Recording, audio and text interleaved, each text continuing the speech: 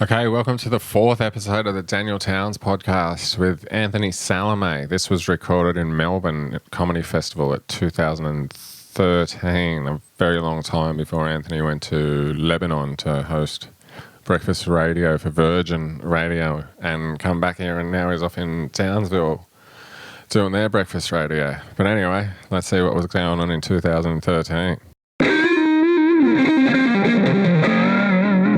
All right, welcome back to another episode. Welcome to the show. Today's guest friend, Anthony Salame. How you going, mate? Hey, brother. How are you? Good, very well, thanks. Thanks for coming in. Yeah, welcome to the show, Thanks. The podcast known as, first time I'm actually going to say it in an episode, it's called Mental Breakdown, or the code name is Daniel Towns attaches himself to people more successful than he is. Then what do you have me on?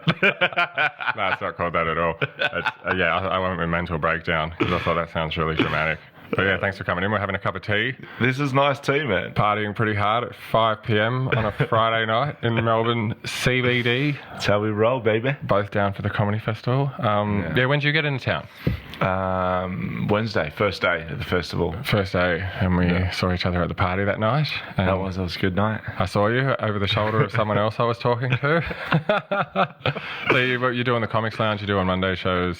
Yeah. What else are you doing while you're in town? You went to the casino last night. Yeah. Yeah? Did you win some cash? Nah, lost heaps of money. Oh, really? Yeah. Did you No, gamble- not heaps. Do you gamble much? Nah, 150, $200 tops. What? How often? Oh, no, like last night. Oh, okay. Yeah, right. nah, Yeah, that's not too bad. I mean, the hardest I'll go is, on the horses at the pub.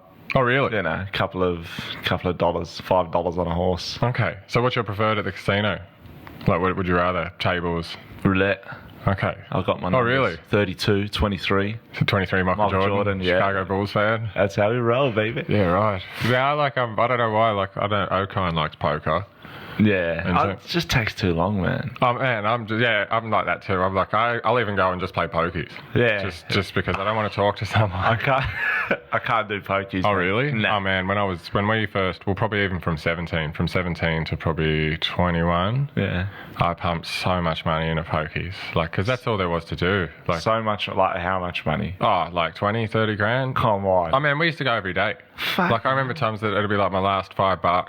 And it's like, No. I'm just going for a walk. And I'd walk down to the pub. That's a fucking problem, bro. Oh man, it was. And the only reason I stopped, I know the reason I stopped going to the pub and playing the pokies is because I just started smoking. It was when I first started smoking dope. Yeah. And I just couldn't handle being in the pub. I was so paranoid. So basically replaced one addiction with another one.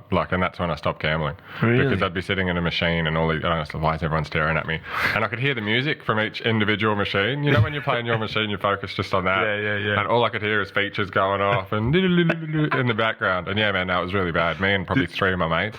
Did you have a preferred machine? Like, were you in the pyramids? This is old days though. That was new, man. That was new when I used to let the ones before that where they only had 9 lines, like the Elephant King, the Mystic Eye. Old school. Oh man, totally old school. So we used to play Did those. you used to pull the fucking head? No, not that old.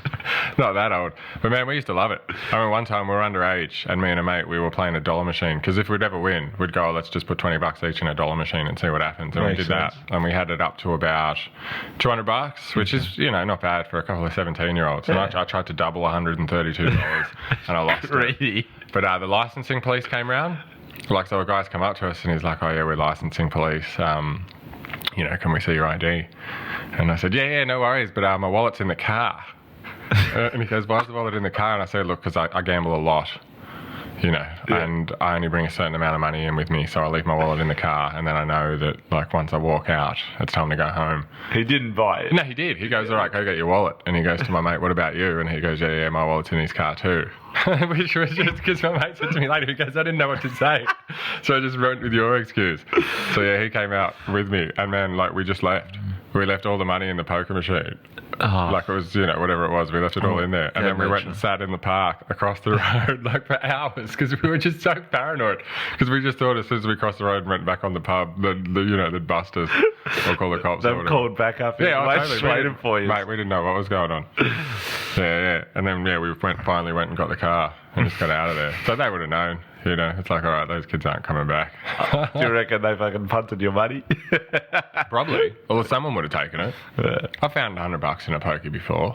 Really? Yeah. Like I just waited at it for about 20 minutes and no one came. Well, And I just collected it. I've got no luck when it comes to gambling and stuff, like especially on the pokies. Like if I put $10 in, like I'll get down to where I've got 1 cent, and you just press the button, and then you get the and then I get a fucking feature. That's the worst.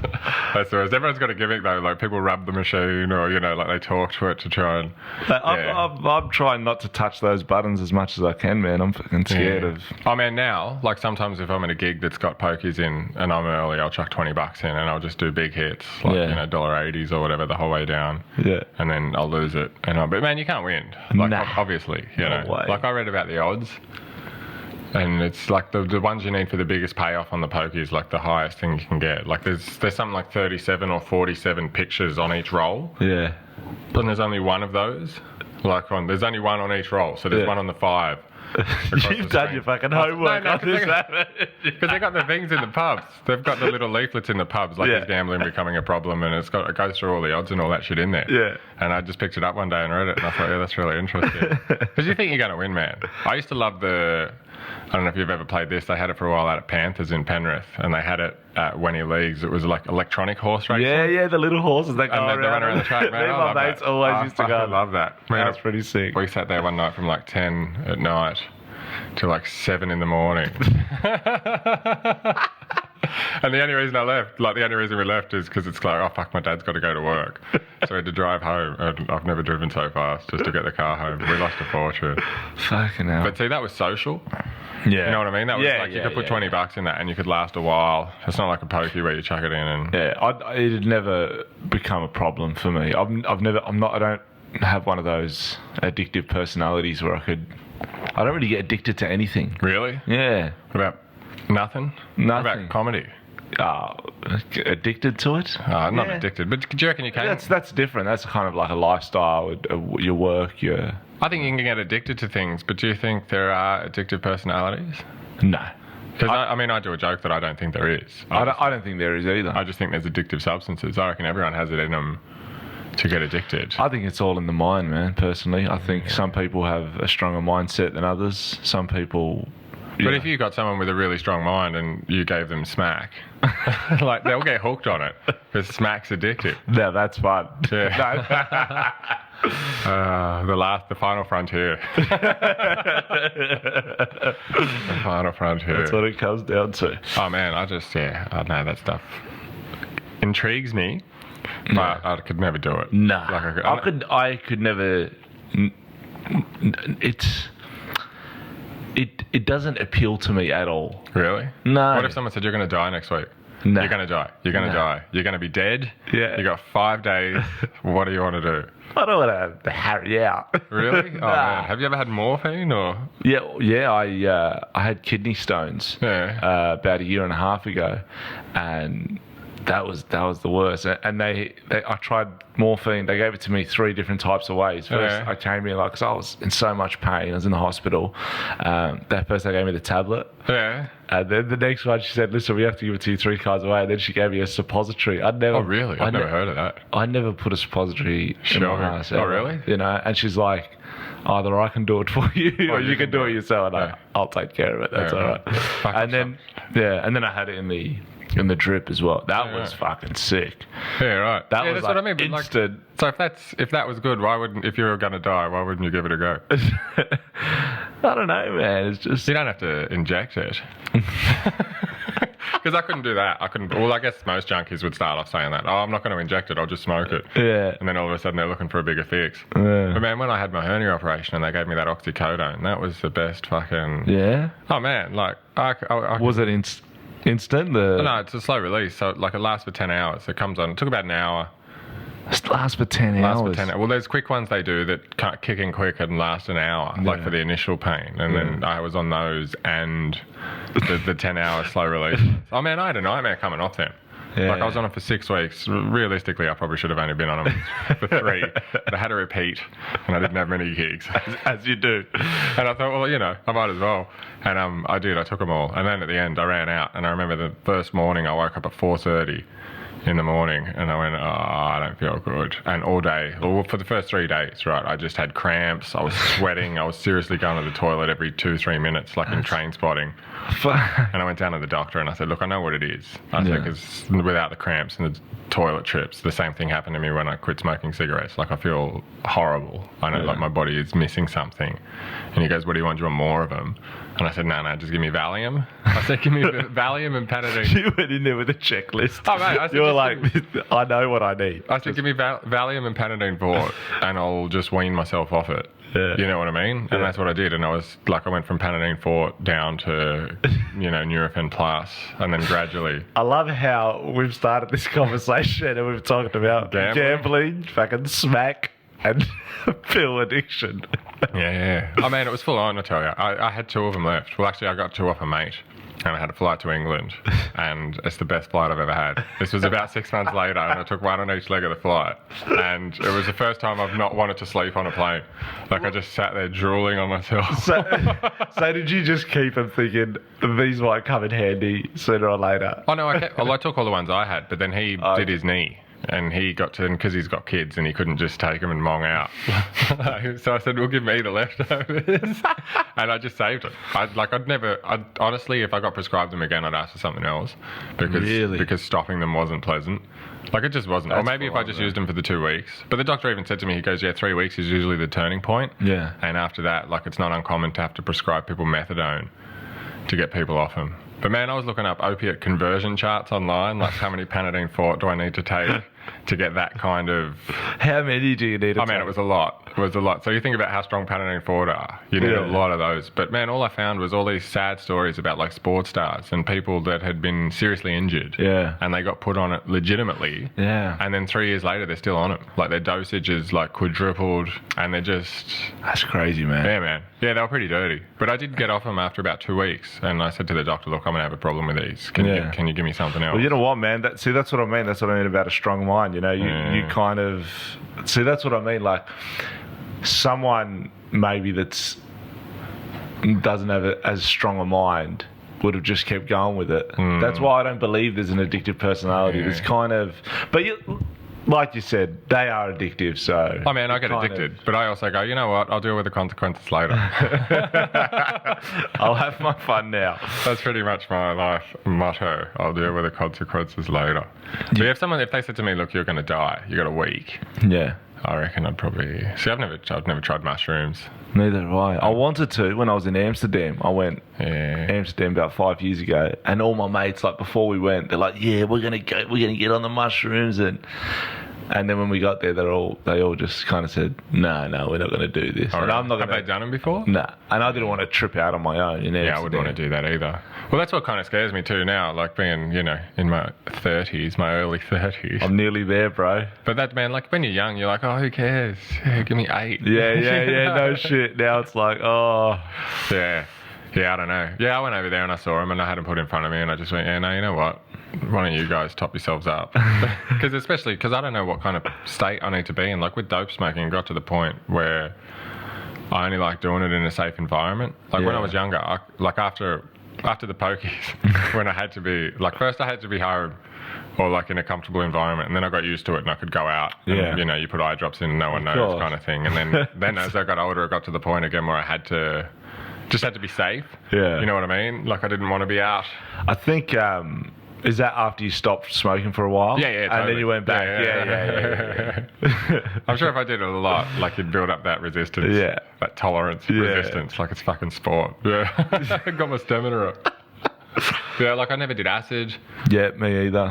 I don't know, those things just kind of freak me out. Yeah, I'm a bit of a soft cock, I guess, man. I've never gone to that hardcore. I mean, when I was young, I experimented with the usual shit. Yeah. Tried some pills and... Yeah. Good night. Good times. Mate, I'm so glad that digital cameras weren't around when I was in no shit. Even to say from 15 to 22. So you started when you were 15? Started what? Anything. Oh, no. I was a late bloomer. No, same. But like that's probably around the age you start doing stupid shit. Yeah. So, that's probably when drinking would have started. So just to capture those years, I was like really... I was a late, like I was pretty straighty 180 when I was younger, and then as soon as I hit 20, 21, that's when I kind of... Well, that's when I started smoking dope. Well, 19, nearly 20. Yeah. But I got pissed the first time at like 15. Oh, yeah, piss you always have your first experience. And pills didn't, like I didn't try them till much later. Yeah. But then that was like a short and extreme... You know, it was like, all right. As you do. Yeah, but I was never one of those people that would go out every Friday and Saturday night and like munch 8 of them. Nah. You know, and then go, oh, we're going back to a day. We're going to a day club. It's like, no, I'm going to bed. Yeah. See you guys later. Just get me some Maccas. Man, I used to have Maccas. I could never eat. Oh, yeah. It'd take about 4 hours to eat the cheeseburger. But just...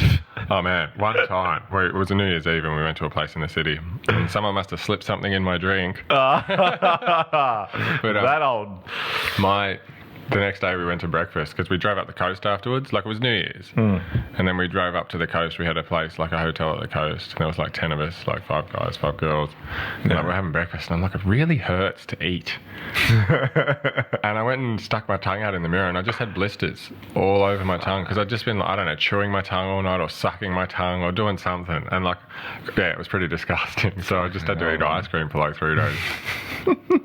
What's wrong? Did you get your tonsils out? Nah. Oh, man, just I don't know pop some pills. I don't know, fucking hell, it was disgusting. But see, the thing with that stuff is, too, no one knows the long-term effects. Yeah. Like, people talk about the long-term effects of dope. Yeah, but that's been around, like, a while. But, like, all these new drugs... It's crazy, man. Like and the short-term effects are pretty fucked up. Yeah. You know, they talk about these new drugs and, like, you know, you have them once and you're instantly addicted. Like, how? I don't know. Like, what do you think? I don't know, man. I reckon smack could probably be like that. Not once and you're addicted, but I reckon you have it once and you go, all right, well, I didn't die, and that was pretty good. I'm keen to see what that is again. But see, that's the reason I would, because that is so addictive. That's the whole reason, like, I wouldn't. Yeah. Like, because you hear about it, you know, and same with, what's that new one? Ice. Or meth, that's whatever. Scary, man. That's meant to even worse. Like, you know, you see these guys that are doing, like, the lunatic, stupid shit, you know, on TV, and you got to think that they've got to be on something like that. Oh, man, of course. Haven't slept in, you know, 7 days. Yeah, whatever. Like, you're fucking going to start hallucinating. I watched some doco on it, and there was a girl, she was in a tent on a riverbed, and she thought she was there overnight, and she was there for like 2 weeks. And some other one, she got taken to a psych ward, and like her parents came. She was masturbating in front of her parents because it just makes you really, you know, imagine walking in and seeing your kid doing that, man. Like, imagine, but I don't know what's worse, being the kid doing that, or being the I reckon being the parent walking in and seeing that, because you just go, this is fucked. Like, that's something, man. Obviously they'd never do. I've failed. I don't care how close your family is. That's something you wouldn't do in front of your parents. Yeah, that's fucked up, man. That is fucked up. And do your parents know that you smoke dope and stuff like look, that? You know, they definitely have their suspicions, and I like a few times my dad, he would have found me passed out, like with a fucking pipe on my chest and like a bowl. I remember there was one time I woke up the next morning and like it pretty much was, you know, and he said to me the next day, he's like, you know, you got to fucking watch that shit. Yeah. But that's when I'd passed out with a pipe on my chest. Fucking hell, man. And a bowl next to me. But yeah, they knew. Like they'd never confront me. Yeah. Like my mum would always like just highlight things like the side effects of drugs, and she'd like in newspaper articles, and she'd highlight bits of it. That was the same thing with me. Really? Man. Like I'd get home, and my mum they'd be watching like, you know, these Arabic TV or whatever, and she's like, oh look, Anthony, you know, there's this priest who's talking about this man who's been on drugs his whole life, and now he's turned his life around. You should watch this. And I'm like, why the fuck do you want me to watch that? But see, I guess the thing is for your parents is if they don't ask, it's never going to be confirmed. You know, like, because they don't want to know. They want to know. Yeah, I know. But they don't want to know. You know what I mean? Like, yeah, that's very true, man. But see, like, both my parents smoke cigarettes. My dad stopped for about 10 years. And, man, I don't know. Cigarettes are a lot worse. Yeah, but, you know, they're from, an older generation where... No, my parents are pretty young. They're both in their 30s. Yeah, no, you're right. You know what I mean? Where it wasn't kind of like now, fucking, it's as if every single person is on something or taking something recreationally, or where back then it was kind of, I'm sure it was frowned upon a lot worse. And well, same with like divorce and all that stuff now. You look at divorce rates these days, man. compared to all the marriages. Are your parents still together? Yeah. And I'm pretty sure they're one of the happy couples too, because they don't argue. They still do stuff together pretty much every day. That's pretty cool, man. That's rare. Yeah, no, that's what I mean. Like, that's why I say I'm pretty sure they're happy, because they don't. Yeah, they don't argue. Like, I've seen. I've been in miserable relationships, and I've seen miserable relationships. So that's good. But it also gives you pretty high expectations. Yeah. Exactly, man. Exactly. Well, I believe that. I really believe that. With the intention to get married once and do it right, I mean, I was raised in a... But do you think it's possible to... to what? Do you think it is possible to be with one person, like, forever? Yeah, man. You do? I think so. Look how I'm saying, like, fuck, it's easy. Like, I mean, I've never been in a relationship for, longer than... just under a year, so I'm not the best person to ask on how relationships work. But man, like, I think it's not easy. There's fucking temptation out there, and I guess you got to work at it. You got to want to be with one person forever, and you got to work at it. I think it's with everything, man. You got to work at anything in life, whether it's a job, it's a See, I think the problem is a lot of people get together for the wrong reasons. Like, man, like I've gone out with a girl before, and I knew when we met it wasn't right. Yeah. But it was like, well, I'm single. You know what I mean? And it was like, and I've been single for a while, and it wasn't from lack of trying. So it's like, all right, well, maybe this is... Yeah, see, that's the difference with me, man. I don't know if I'm picky or fussy or nothing like that. I don't know, man. It just takes a lot for me to say, I'm with you. Oh, man, this took a while. But we did see each other a lot. Like, it was a gradual... And you think it was for the wrong reasons? Initially it was just out of, you're single, I'm single, and we had a great time together. But it was just like, I knew that it was never someone that I could stay with. You know what I mean? It was like, I knew straight off the bat, it's like, okay, you are definitely not someone I could see myself marrying. Yeah, well, see, that's the thing, man. Like, I'm 30 this year, and I'm not thinking about I have to get married or whatever, but I just feel that starting a relationship and building all that fucking groundwork and doing all that shit for someone doing all that shit like, just going to that much effort and like introducing these people to your family and to your friends and to someone that you don't see, because for me, I'm about eventually getting married, having kids. That's how I definly, that's how I roll. Yeah, no, of course. Well, I guess that's a lot of people's... So I just don't see the point in... doing it for the sake of it. Just, all right, do your thing, have your fun, whatever. Why do you have to fucking make it official? And but how do you know when... how do you know when you... Do you get pressure from your parents, like, to now that you're getting near 30? A little bit, yeah. When are you going to get married? Yeah. My brothers, I got to... I don't know how your parents talk. Anthony. Why are you going with Mary and Joanna? Yeah, one of my mates from school, he was Lebanese, and he and he always used to say it like to his. It was actually quite funny because it was always like, like especially his younger sister. It's like he's got to be Lebanese. He's got to be Lebanese. And I said to him, mate, she's going to rebel. Yeah. And she ended up marrying an Aussie guy. Yeah. Well, man. And listen, with me, it's never really been about that. I mean, in my family, I've got cousins that have married Italians, Australians, like Anglos. Yeah. Spanish, like my godmother, my uncle's wife is Peruvian, like, so it's never been about it has to be Lebanese or whatever. The faith thing is... Yeah, I was about to say, what about Catholic? Though? Yeah. My parents, and like, I think, I've got... What if they were nothing though? Like, would that work? Or would it have to, like, because obviously, say you had... Well, see, I'd like to Catholic. raise my kids. Yeah, but say they were, like, just agnostic or atheist, but they totally didn't mind that you were religious, and they totally didn't mind that you'd raise kids Catholic. Yeah. Would that... I don't know, man. So, see, this is the thing. Like, I'd say now, no, it wouldn't be an issue, but you know, when you're put in that situation, you never know. Because for me, faith is an important thing for me, man. You know, I think I think probably the only comedian. No, I think I actually saw a video clip of someone online talking about, like, it was he was talking about being religious in front of a religious crowd. He was killing. Oh yeah, he was killing, but it was obviously to a religious crowd. Yeah, well, I mean, you know, I do material about, you know. I mean, man, like I think that's gutsy. I think actually standing on stage in a comedy club and talking about faith, like especially believing, is gutsy, because most comics talk about God not existing, and most audience members are probably converts. Yeah, well, you know, like, it's like they're... Listen, you know, man, as with our job, I think the most important thing, or the best material, I feel, and as I've kind of grown as a comic, the best material... It's mine, you're right. Yeah. Go fuck yourself. No, you're right. The best he didn't say that, but he mouthed it too. Is the stuff that's kind of real, that you take from your life, and you know, and I've realised that, and you know, it's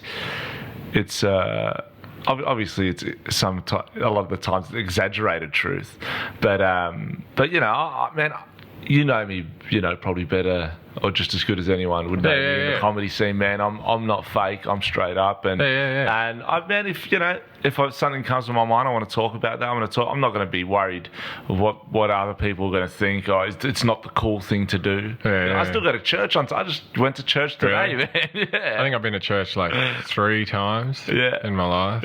Like one time, I actually with my mate from school, we went to midnight mass one year, and I only went though because everyone else went. And it was Christmas Eve, and like I just wanted to do something with my friends, so we went bloody midnight mass. And then that's a bit of a social thing to do, isn't it? Oh man, I didn't know what was going on. I never know what's going on in church. I just feel like, you know. Well, you know, I go on my own. I don't really go with anyone, and it's good, man. I don't mind going and reflecting, and you know. My parents aren't religious. No. And I remember we had scripture in primary school. Okay. Do you know where they'd come in? And I guess it would have been Christianity. Yeah. And I just remember I went to 2 or 3 of them, and I said to my mum, "You got to get me out of there." And she did. As a kid. Oh, man, she did. This is not for me, man. And I got to bounce. I went to non-scripture, and it was me and one of my good mates. He's Turkish, so he's Muslim. Yeah. So he was in there. Yeah. And just a lot of other different faith, people of different faiths kind of thing. And that was it for me. Like, I guess, but man, I'm interested in it. Like, you know, Mikey Milios one time when I lived with him for a while, because he went through a massive religious phase, and like he was telling me all this stuff. And I watched docos with him. I said this same stuff to Ronnie Chang, like, man, I'm not atheist. I just don't want to dedicate my whole life and my whole belief system to something that can never actually be proven in my lifetime. You know what I mean? No, that's fair call, man. And you know, it's and everyone has their own preference, their own beliefs or non-beliefs, you know, I respect everyone for, well, you know, it's, if someone, you know, this is the problem, I think, with a lot of fanatically religious people, is that they judge people straight away just on all right, he doesn't believe, he's not a good person, you know. Exactly. That's bullshit, you know what I mean? Like my mates, like some of my all of my best mates, guys that I've grown up with since I was a kid, they don't go to church on Sundays. Some of them don't really believe in anything, but you know, that's what makes them the person they are, and that's why I fucking like hanging with them, and you know what I mean? Like, so why should I want that to change in them? You know, it's everyone's personal thing. So, but it is, you know, it's been a part of my life since I was a kid, and it's pretty important to me. I mean, no, that's good. Yeah, man. Well done. Thank you, sir. Oh man, it feels like that was good. But we've gone pretty hardcore, haven't we? I know, like from smack and gambling to religion. We're fucking getting into it. We're covering it all. What's next? No, but see, that's like I said the same thing to Ronnie. Like, and it's the same with I don't know, man. Like, I don't know. Like, I don't want to say either way. I don't want to say it's for real. I don't want to say it's not. Yeah, man. You know. Yeah, exactly. So, man, you know what? I think in life, mate, the motto that I think every kind of faith preaches, or what any good person preaches, is don't be a fuckhead. Yeah, totally. Just be a good person. Yeah. Yeah. Yeah, it's the same with anything though. As long as anyone's not trying to force it on me. I hate that, man. But man, I get frustrated when people on the street for charities that I actually would support, like, harass me. And it's like, no, leave me alone. Like, I donate anyway. Like, I give money. Yeah. I do all that stuff. Yeah, like, I know. You don't have to come and... I know they have to harass some people, I guess, to get it out of them, but... I got harassed yesterday by one of those. Oh, really? One of those people. I guess it was an alright cause. She was trying to tell me that... it was so funny how she was... I reckon it was her first day. Oh, it was really? like a Save the Whales. Yeah, right. And she's like, there's these Japanese people in our waters and they're harpooning these whales with these big harpoon things. Was that the first thing she said to you? Yeah. She goes, yeah. How did she get you to stop? Same old shit. Hi, my name's... Oh, really? I just feel, like, man, we're performers. Like, Yeah. I kind of give people respect. Oh, really? Whether it's a street performer or someone trying to do something to to get something across. Like, I feel for him a little bit. Oh yeah, I feel for him, but like for them to get me to actually stop, yeah, they got to have a bloody good opener. I know, man. The ones that walk past and you go, "Excuse me, sir, do you have a second?" Like, that's such a stupid way to start, because like everyone's just going to go, "No." It's like flying. Yeah, I know. You need a good in. You don't go. It's so true. And I fell for that. She goes, "This is going to take 30 seconds," and the first sentence took about 2.5 minutes. Oh, really? Like, oh, fuck. I hate that shit. It's the same as you ring up Telstra or whatever and they go, "Do you mind staying on the line for a quick survey?" At the end, and it's like, oh, fuck off. Because it didn't take 30 seconds, I was like, man. That's a hard job, but... that's the worst job. Man, anything on the street, dealing with people, because every person that walks past, they take a little bit from you. Yeah. You know what I mean? Like, they're there and they're in promo stuff and they're doing that shit because either they care, or they've got a bubbly personality and they're good at talking to people. And every single person that comes back and spits on them or whatever just takes a little bit of their energy. You know what I mean? And they swap it over, and then all of a sudden by the end of the day, they're like, oh, fuck you. Or even on the way here, man, walking to this fucking flash pad you got. He's saying that because I'm wearing a robe and I just smoked in my cock. This is a really nice place, man. That's not bad. Comedians shouldn't be staying... That's just an apartment, though. No, but it's not. Yeah, but this is my 9th festival. I've done couches. All right, fuck, don't brag. I'm done bragging. It's like... just on the way here, man, I stopped, to see a street performer just to see... Because they're pretty good in Melbourne, aren't they? Yeah, man, some really good dudes. I saw the same homeless guy that used to hang around Town Hall last year. Like, he just walked past me and I flinched straight away because he's actually quite aggressive. Yeah. Like, he asked for money and you go, "Oh, sorry, mate, look, I'm a performer, I'm fucking broke." And he goes, "Oh, fuck off then." And he just gets really... And I saw him and I actually flinched. Like, I recognised him straight away. And then I just flinched. I feel for homeless people, though. Did you see someone on Twitter? I don't know. I can't remember who it was. They tweeted that they saw someone, like a hipster, tried to buy a jumper off a homeless guy for $100. Really? And the homeless guy said no. They got a lot of I used to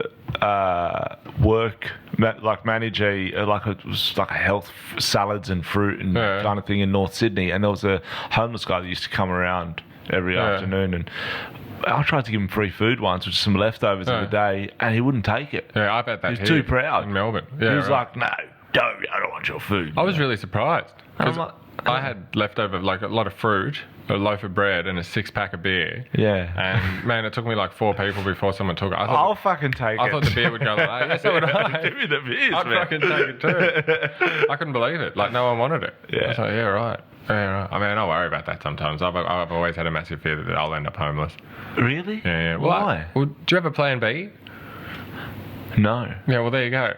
But there's no superannuation in comedy. Yeah. There's no fucking long-term plan. You go, yeah. Well, man, I don't accept failure as me as a either, thing. but it's not an option for me. I've also got a very small family. Yeah. Like, there's like 4 people. Like, it's my parents and my brother. Yeah. My grandparents.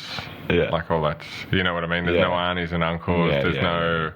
I've got heaps of those. Yeah, so you're always going to have doors you can knock on. You know, I'll be rocking up at your fucking house. It's always open for you, brother. Hook me up. Where's these aunties and uncles? Just bring those fucking beers. Yeah, no, man. There was a time in my life when that just really terrified me. Yeah. Really? Oh, yeah, but that's also what motivates me too. Because yeah, of course. Yeah, you go, I don't. Because, man, I see it all the time and I just, you know, I think, oh, that could be. Would you take food from someone? Oh, fucking A, bro. I'll take anything. I'll take anything. The worst thing I probably wouldn't be able to handle is you'd get used to the lack of electricity or whatnot. Yeah. But just the cleanliness thing.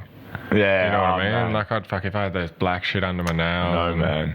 I fucking shower twice a day. I'm like I wash my hands so much, like, after I touch anything. Yeah, I'm a finger anyone. There it is. I had to take it there, didn't I? I had to fucking take it. Shove a suppository up your ass. That's the worst. I had to get them sometimes if I was ever, like, when I fly, I get constipated. Really? Oh, man, massively. And there's laxatives you can get that, like the oral laxatives don't work. Yeah. So I'll just get the ones that they just do the job really quickly. All right, so you've shoved a suppository up your ass before. I've shoved things that aren't suppositories.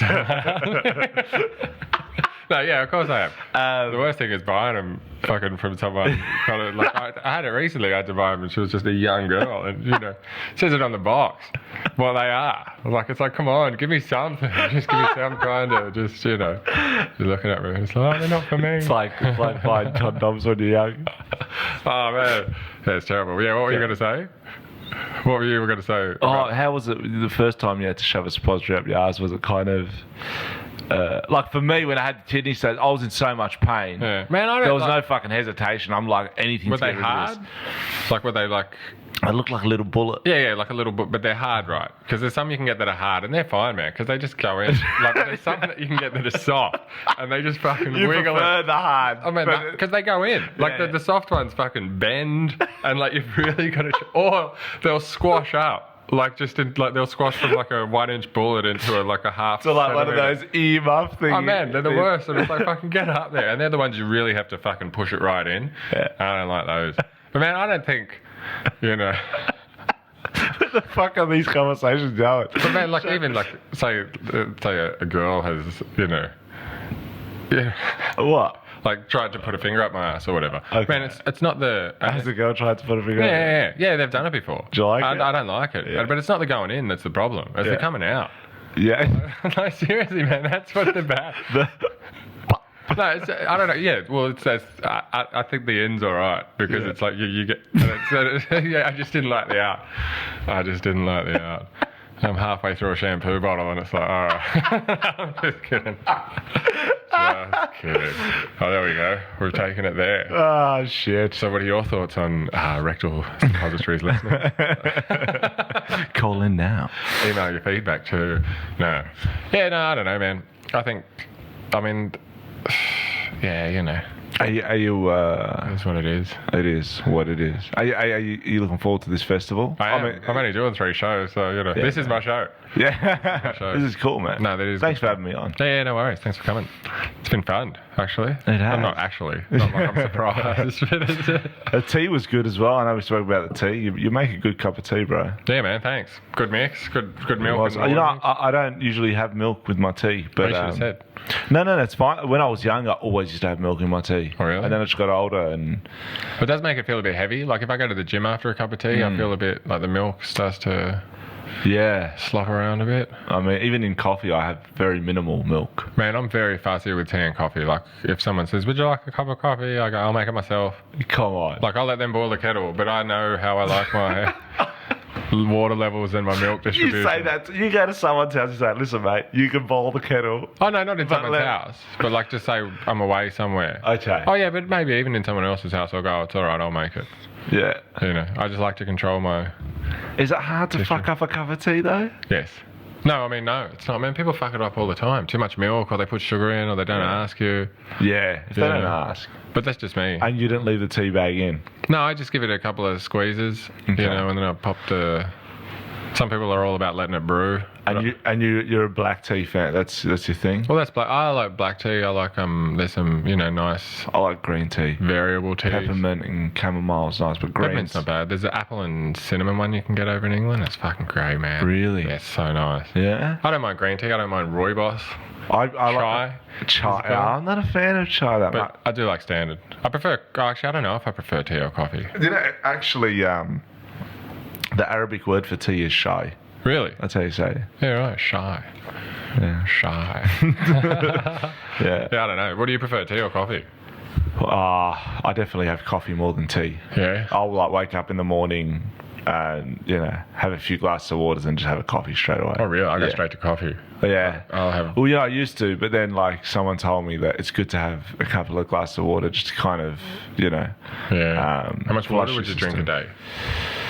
Well, that's pretty much all I do. I don't drink Coke or Pepsi, or even with my alcohol, like Scotch on the rocks, or just beer. Okay. I won't put Coke with. Yeah, I don't mix. But if I drink whiskey, which if I am going to drink, I would rather drink just a straight spirit or a neat spirit. Yeah, I like a neat. If it's a good. Just because I don't like going to the toilet all night. You can have 10. Yeah, once the seal's broken. I mean, you can have 10 scotches, and that's not even a Coke can. So yeah. that's a lot. But liquid-wise, it's not. That's what beer does to me, man. Yeah, beer, man, I fucking hate it. I had how many the other night at the party, and it was just this is, as soon as I went once, and then you wake up every 2 hours, and then all the sugar that's in it, so you fucking can't sleep properly. Yeah. And this, fucking hell, we were talking about such good stuff, and now we're fucking talking about tea. So you're doing 3 shows for the... Yeah, Mondays only. Me too. Yeah. And then I'm doing the Comics Lounge as well, which is a kind of a cheat, but that's awesome, man. Yeah, it's good. Definite cash as opposed to bankrolling what could be. But yeah, I'm going to do Edinburgh this year, so I was like, all right, well, I'll just do something. You've done that before, yeah? Yeah, a long time ago. Lost a fortune. I've always said I want to do Edinburgh. Oh, mate, it's worth doing. It's the most fun I've ever had at a festival. But when I was there, I just said to myself, look, I cannot even think about the amount of money this is costing me until it's over, because I just wouldn't have had a good time. So I just went out every night, because it's cheap to live there.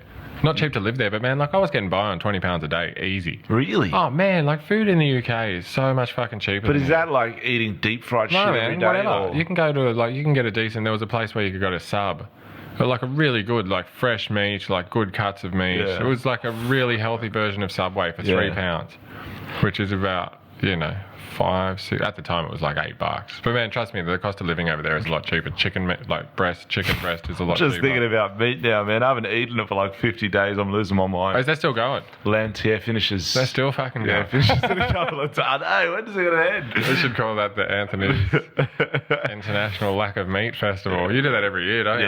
Yeah. So I could do without red meat. I could not do without chicken. Well, it's...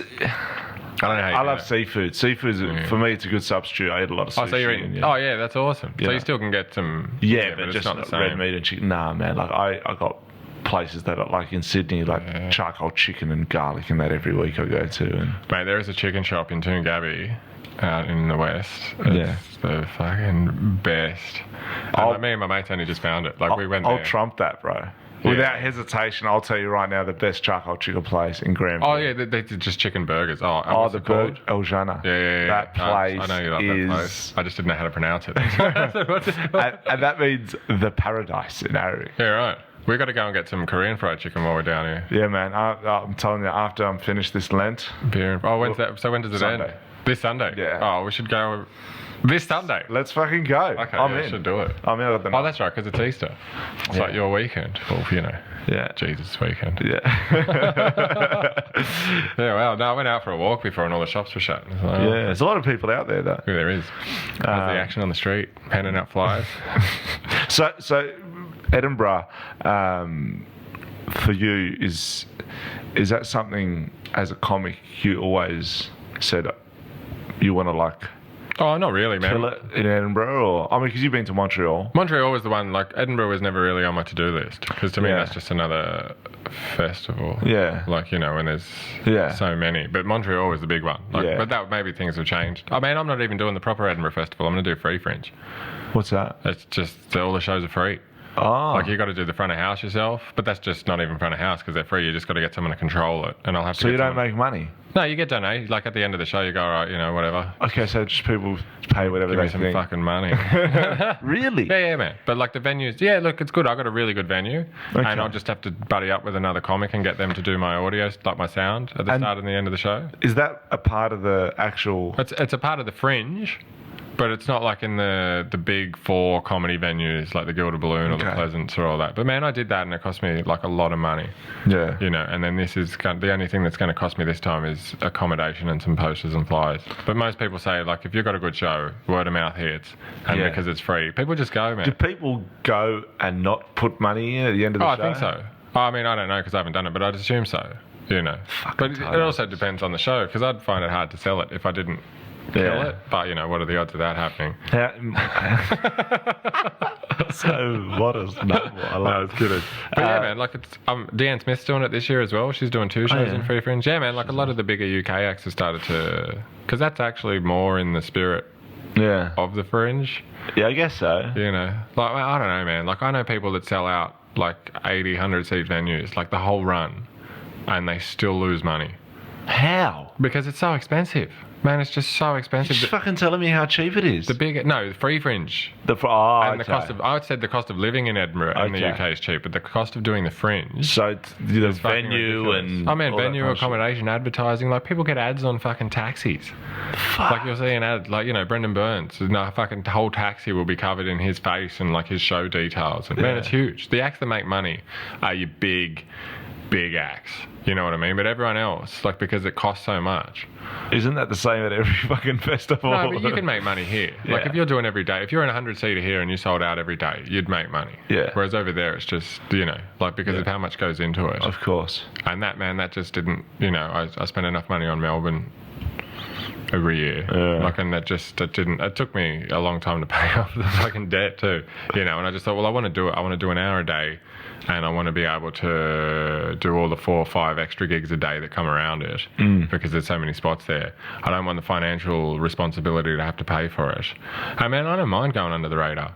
Like, I don't need reviewers to validate me. Like, if I was in a big venue, like I won't do a press release. Yeah. I just want to go and do comedy. I just want to go and do stand-up for an hour a day. Do you let reviewers come into your shows? Where? Oh, yeah, I do. I'm not this festival. Yeah. Like this Melbourne, I'm not. I didn't do a press night. You canned them? No, I didn't. I didn't even have a press night. Like, so I didn't say, this is my press night. Please come on this night. But are you allowing them to come in anyway and review your show? Yeah, but the only way they do that is because if you say, I'm having a press night, this is the night, please come. Really? Yeah. I thought they can just come in any night. No, you've got to organise a media night. Like, they have to contact you via the festival if they want to review your night. And because I haven't done a press night, I haven't had that. But in the past, like, different reviewers from different... Just to put the brakes on for a second, thanks for checking out this classic episode of the Daniel Towns podcast. If you want to see what I'm up to outside of the podcast, you can catch me on social media. I'm over at myspace.com/... No, I'm kidding. This is recorded now. On Twitter, it's at Daniel Towns. TikTok is the same. Facebook is Daniel Towns Comedy. Instagram is Daniel_Towns. And there's also a Patreon set up for the show where you can get bonus episodes and whatnot. And if you are enjoying the show, I'll ask if you could consider maybe leaving a review and following the show on whatever platform you listen to. Yeah, awesome. All right, let's get back to it, shall we? Let's go. Different reviewers from different papers or... Yeah, but that would have been organised via your press night. Okay. Yeah. That's how they do it. So they all come on one night, and that's why people go, oh, it's my press night. I just didn't want to do it. Like, Fuck, I've been slammed hard. Man, everyone has. You're talking to the fucking king of fucking... man. And I don't usually let shit get to me, but some of the, Well, mate, I'd rather be, like, honestly, I'd rather be an average comedian than a good reviewer. Like, seriously. Yeah. So, like, but it does hurt. Like, I've been slammed, but like... Well, it's just because... I know every comic could probably relate to this, but it's because, when they say something about you and that's not you at all. Yeah. Everyone's reading that thinking, this guy's a fuckhead. But see, that's the thing, man. No one's fucking reading it. Yeah. You know, the only people that are reading it are us. Like, seriously, like, no one's fucking reading it. Like, there's some publications, like in Edinburgh, it actually does make a difference. Like, if you get a good review in the Scotsman over in Edinburgh, that's like their big newspaper. Like, that actually would increase your ticket sales. But for here, I think it's more for just a quote on the poster. And man, they also know you want a quote for your poster. So, like, man, I've read reviews, and that's why people say, oh, it reads like a 3-star review. You get 4 fucking stars. Yeah. Or whatever. But it's like they go out of their way to not write a quote. Well, man, last year I got slammed, and it was the worst review I ever had, and it was a good show that night. But you know that. You know it was a good show. But this guy slammed me, and then at the end he wrote, "But his timing and delivery are sharp." Yeah, right. So I just took that and put it on my next fucking thing. Yeah, see, people do that all the time. Take stuff totally out of context and, you know, just ... Yeah. I don't know, man. Man, I've been slammed heaps. Like, my first ever review, and I had a really good review. You had a really good thing that you did. I think it was last festival, the festival before, where you read your review out. I've done that a couple of times. That was fucking pretty awesome. Man, I got my first ever review in Adelaide Fringe was 2 stars. And the guy that reviewed us, he was a 60-year-old theatre critic, because I Googled his name after I found out, and I found out a poster of him. And I saw him in the room when I was there, and he had on like a suit, and he was holding a glass of red wine between 2 fingers. And but it wasn't even a review of my comedy. It just said tall, lanky, goofy, not confident. Yeah. And man, I smashed it. Yeah. Like, I had a really good gig. Yeah. You know, it's like you said. You know? But man, like, a lot of it comes down to, do they like what they think you are as a person? Yeah. And, you know. Well, that's it, man. Like, that's the thing that really got to me was, you know, he said that I was homophobic, and this is the festival that I'm rooming with Reece Nicholson for a month. You know what I mean? Yeah. He says that I'm sexist, that I'm, you know, racist, and all this kind of shit. Like, you know, it's. In fact, that's a lot of words for bigoted. Could have just written one word. No, but man, like, honestly, I think this is because, man, I got one of them one time really, like, it stuck with me for ages, like, because they said I've got a really annoying voice, and it wasn't even a fucking major thing. It was just some shitty little blog somewhere. Yeah. And it just stuck with me, because, like, that's what, and then you think, but... You know what, man? It's, you know, our job is, it's all about, I know it's a dicky thing to say, but it's all about our ego, man. And, you know, it's about how, you know, we're up there on the stage. It's us. It's in the flesh, naked. There's no, you know, it's all us. It's all us. There's no fucking writers. Well, I mean, some people might, but, you know, usually it's 100% the comic. Yeah, man, totally. And it just comes down to personal taste. Like, you know, you might not like someone, you know, and other people love it, or a type of movie, and you go, yeah, you know what? And, like, that's, I mean, like, last year on my poster, the quote I had on my poster was one person's opinion. Yeah. You know what I mean? Like, I just thought, fuck. Like, and most, like, the general public is smart enough to see through that, I think.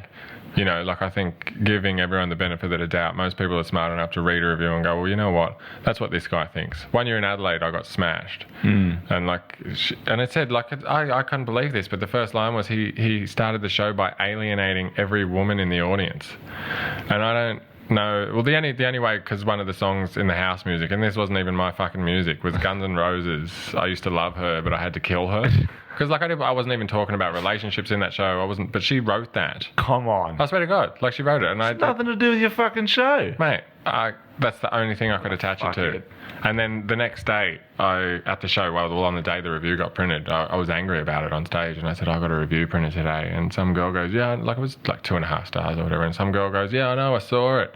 And I said, well, thank you so much, like, for still coming to the show and not letting it. And she goes, oh, yeah. You know, she goes, I did my research. I've seen your clips online. Like, we know you're funny. Yeah. You know, so I think most people... I guess so. You know, but man, you're right, it just hurts your ego. Like, you hear it or you read it. And especially when you know you fucking nailed it. Like, I know, man. And that's why I stopped looking after that first one in Adelaide, because I know I nailed that gig. And then he drilled me and I went, I'm never looking again. Come on, you can't tell me you don't look. I don't look, man. At all. I have not Googled myself in 8 years. I won't do it. Like, I did it when I first started, because you're like, oh, wow, I'm doing comedy. I wonder if, you know, you see your picture or whatever. And then, man, like, I just don't do it. I just don't do it. I don't read comedy festival reviews. If someone says to me, hey, you got a good review, like, I might go and look at it, like, at the end of the festival, but I never look, man. Are you, How long have you been doing comedy now? This is my 10th year, so I'm in between years 10 and 11. Did you always think you were going to do comedy when you were younger? Mate, never knew. I got in. A mate suggested it to me. We were at a comedy show, and he goes, "I reckon you could do that." Really? Yeah, and I thought about it for about 2 years, and I looked at I watched Bigger and Blacker and Delirious and all that kind of stuff. Of course. Fucking Robin Williams. Yeah. And I did a comedy course, and I dropped. Really? It was 8 lessons, and then like a show. Yeah. And I went to 4 of the lessons, and then I dropped out because I told her a joke, and she goes, "Yeah, that's not funny." And I said, "I think it is." And I didn't go to the remaining classes, but I did the show, and Yeah. I'm the only person still doing it. What was the joke? Do you remember it? I do actually. Yeah, I do. yeah, Well, it was about it. I just I won't do the setup, but basically I read in a magazine, and I did read this. It was like in a Dolly magazine. There was a 27-year-old woman. She'd never had an orgasm because a flap of skin had grown over her clitoris. And I just said, well, maybe every girl I've slept with had the same problem, right? So that's funny. Like technically, that's funny. Like I don't know what she didn't like about it. It used to kill me. It used to fucking kill. It was probably my biggest laugh of the night. Like maybe she didn't like it because it was about. That's a good joke, man. Yeah, like it killed. That's fucking funny. And like after I got off, and I never went back to that. But then I got off at another gig that night. Yeah. Like after that show, Mick Meredith was the MC. Okay. I got off at another gig that night, and then that's just how it started. Yeah. And it was like, yeah, all right. And then about, yeah. What about you? What? Did you think, I want to do comedy one day, or? I don't know. Like the same thing, man. From the age of when my first discovery of stand-up comedy was Eddie Murphy. Yeah. Delirious. Yeah. And I used to come home, I swear, every single day and watch it. Like, really? Every day from school, I'd come home and, I this kind time of forgot Grandma's not going to fall down the stairs. I kind of forgot about it, and my mum reminded me because, as I've told you, how my parents are like, were pretty strict, and they used to lose their mind about the fucking language. Yeah, right. And then after a while, it was, how can you listen to this guy? It's all fucker, motherfucker, and all this. And then after 6 months, it's like, how can you listen to the same jokes every fucking day? That's hilarious. And I always thought I would have loved to do it, but man, I was, like I said, when you're young, you got no idea what you want to do. Yeah, I was a shy kid, right. I went to bed till I was like 12 years old, man. Really? Yeah. And you're only like 15 now. I was. Really? Yeah, man. Did you sleep on plastic? I seriously did. They put a tarp under my bed sheets. Really? I felt like a fucking homeless man in my own bed. I pissed the bed twice, and they were both in my adult life. Really? Yeah, one time it was after a massive night out, going back to what we were talking to right at the start of the show about pills and stuff. I don't know what was in them, but yeah, it was like 6, 7 in the morning, and I went to bed and just like woke up and it's like, all right, why is this warm? And another time I was in hospital when I had an operation, and they gave me pethidine, which is just a form of opiate, like morphine or whatever. Yeah. And I just woke up and I was just fucking covered in piss, and I called the nurse in and I said, oh geez. She goes, have a little accident, did we? And I said, no. I said, I'm just sweaty. I just sweated, and she goes, what? In a circle, in a yellow circle. I mean, it was gross. I tried everything, man. Like my parents. Really? I had acupuncture around my bladder. Really? Had tried tablets. I wonder what it's a psychological thing, right? I don't know. Yeah, I did try hypnotherapy, man. Really? Yeah, it was.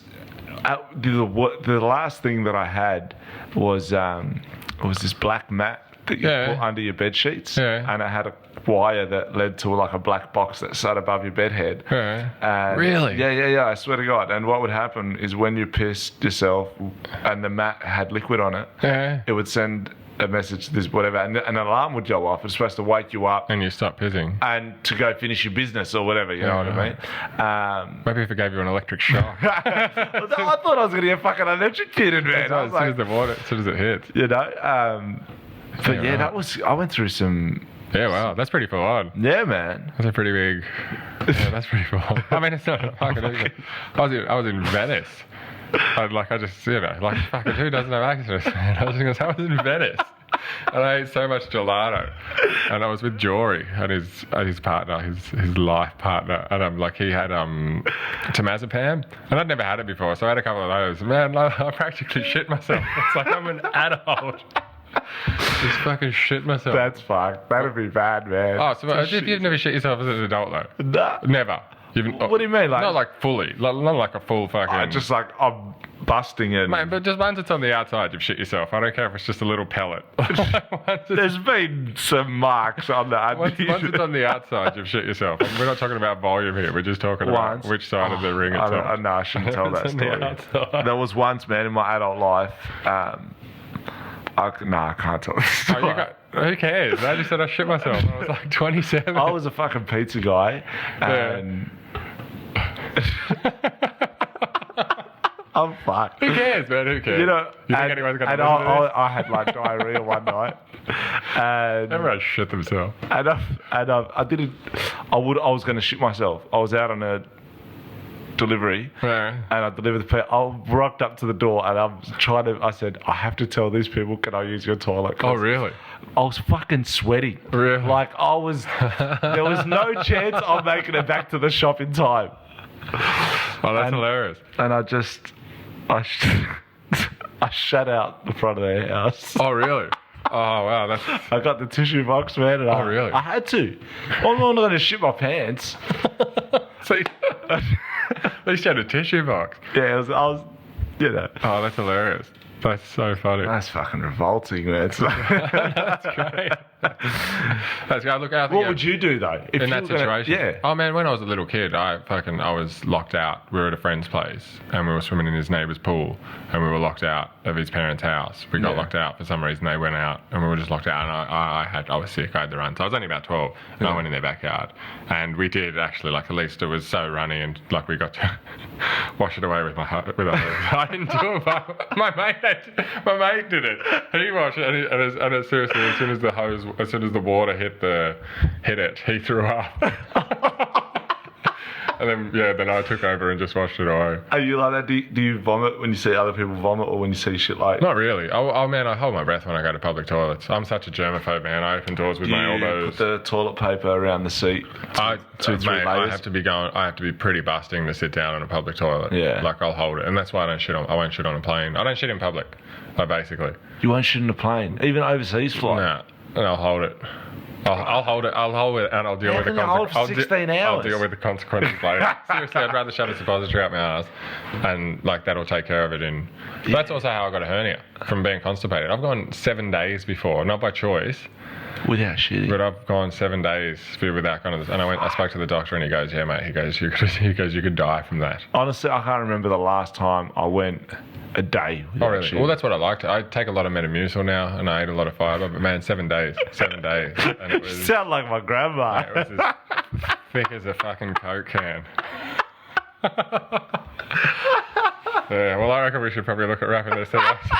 On that note, what's the biggest poo you've ever done? Send us an email. No, but seriously, we should probably look at wrapping this thing up. What do you reckon? Is there anything else you want to tell us?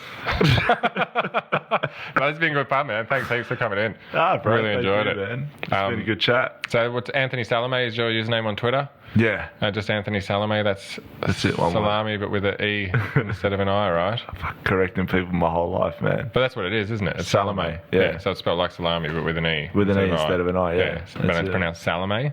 Salame. So yeah, thanks heaps, man. We'll been do a pleasure, another one of these for sure. For sheezy. Thanks for having me, bro. No worries. See you guys later. See you, mate.